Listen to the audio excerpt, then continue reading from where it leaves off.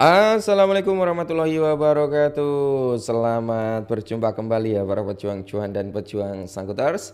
Gimana nih keadaan teman-teman semua? Semoga kalian dalam keadaan sehat semua ya, dan saya doakan buat kalian jadi orang sukses semua. Amin, mantap ya. Dan tetap ya kan kawan ya, secangkir kopi harus selalu ada buat menemani kesempatan kali ini. Nah, dimana di kesempatan kali ini ya, kalau kita lihat bersama-sama, teman-teman kan minta dibahasin kembali tuh untuk si Pi Network gimana nih? Dia koreksinya sampai mana? Ya, apa dia mau breakout atau konsolidasi atau malah koreksi?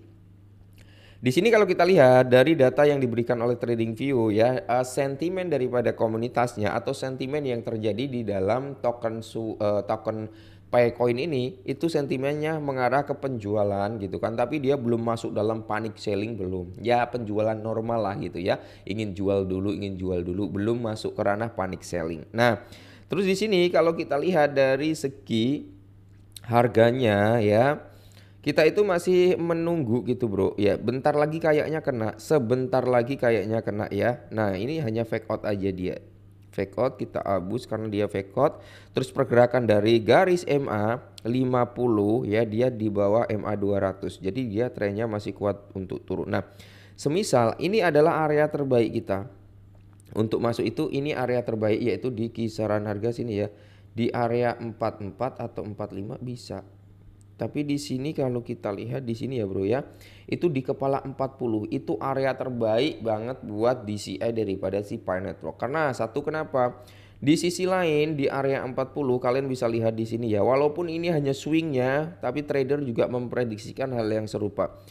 Ini dua swing low ya. Ini yang mengindikasikan mungkin kalau nanti harganya menyentuh di kepala 399 ataupun di area 4 ya, itu akan terbentuk yang namanya triple bottom, yang dimana hal tersebut akan mengindikasikan adanya potensi rebound daripada si Pi Network ini. Maka kalau kalian masih yakin nih, semisal mau beli, bang saya mau DCI Pi Network masuk sekarang bisa nggak? Sebenarnya untuk masuk di area kepala 44 ini udah bisa ya. Tapi kalau kalian ingin DCI di sini, jangan all in 100%. Nanti sisakan dulu, kalian langsung ambil posisi aja di kisaran kepala 40. 41 atau 40, 41 itu udah it's okay banget gitu ya. Jadi itu bro, untuk Pi Network sendiri semoga saja ya dia bisa rebound lah. Kalau kita lihat dari pergerakan chartnya sejak dia lahir sampai saat ini, memang dia naik habis itu turun gitu kan.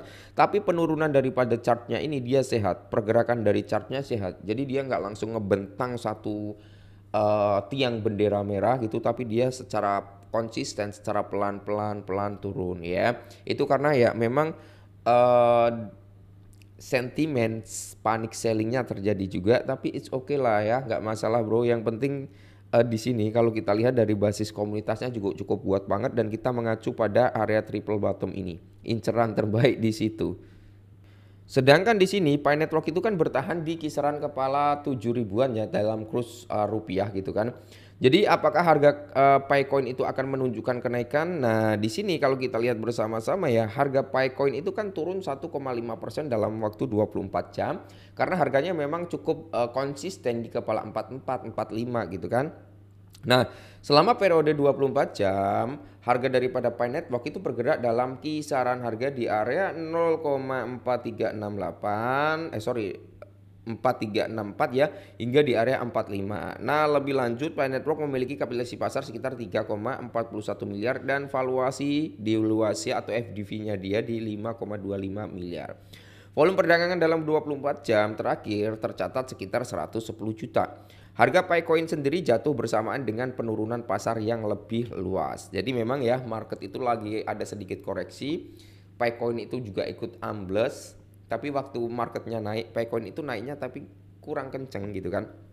Nah, harga Picoin sendiri turun berada di bawah tekanan sebulan. Nah, ini mungkin ya, meskipun ada rally kripto yang mendorong kapitalisasi pasar total keseluruhan kripto lebih dari 3,68 miliar.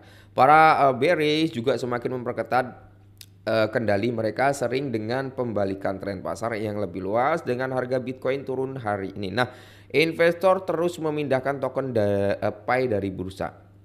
Apa ini maksudnya?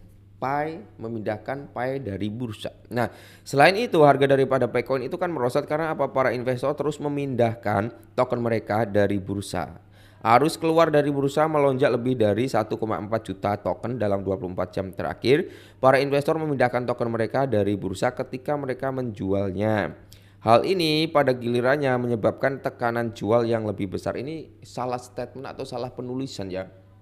Jadi para investor itu ya mengirim token mereka ke bursa gitu, bukan memindahkan dari bursa ya, memindahkan ke bursa. Nah, itu mungkin kalau dipindahkan dari bursa berarti dari sentralisasi exchange itu ada pemindahan keluar dari sentralisasi exchange. Gitu. Yang menandakan itu berarti ada penahanan dalam waktu jangka panjang. Tapi kalau dipindahkan ke bursa berarti tekanan jual itu semakin meningkat. Nah, teknikal harga daripada Picoin itu menunjukkan kenaikan segera. Amin, semoga ya dalam waktu dekat Picoin bisa naik.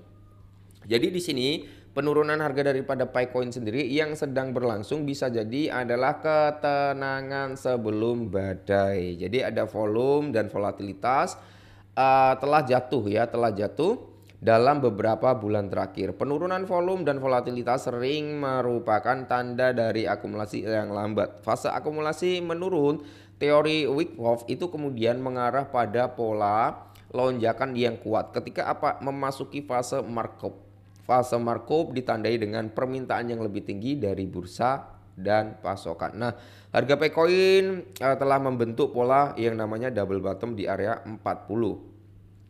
Nah, ini neckline-nya ya teman-teman ya, diprediksikan bisa sampai di area $1 dalam waktu dekat. Ya, semoga saja ya.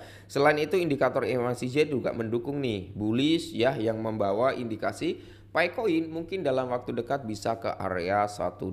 Pergerakan di atas titik resisten ya tersebut akan mendekatkan potensi kenaikan yang lebih lanjut. Sebaliknya penurunan mungkin ya di bawah level support di area 0,456. Pola double bottom akan membatalkan proyek bullish jangka panjang untuk Pi Network. Nah, jadi ini bisa dijadikan acuan seperti yang saya bilang di awal tadi ya.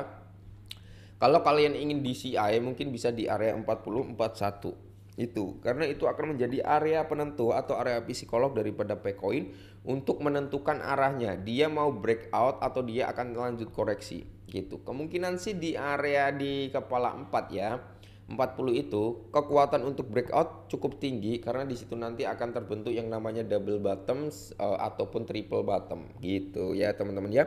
Oke. Jadi kemungkinan ini dulu ya sedikit informasi tentang Pi Network. Jadi buat kalian semua yang masih hold Pi Network tetap semangat ya. Kita tunggu, kita lihat spesifikasi dan semoga saja ya dalam waktu dekat juga ada pelistingan karena bisa membantu ya sentimen bullishnya. Nah, mungkin ini dulu, semoga bermanfaat ya. Tetap semangat dan salam cuan.